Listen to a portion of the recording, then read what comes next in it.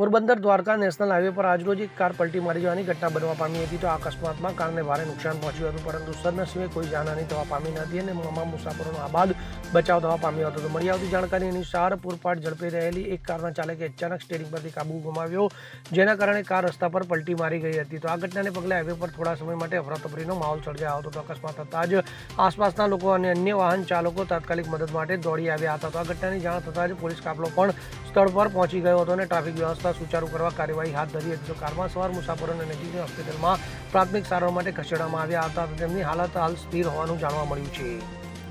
Bureau report CN24 news. હવે જુઓ દેશ દુનિયાની તમામ ખબરો તમારી આંગળીના ટેરવે. ઉઠાવો મોબાઈલ અને Google Play Store પરથી ડાઉનલોડ કરો અમારી CN24 ન્યૂઝ મોબાઈલ એપ.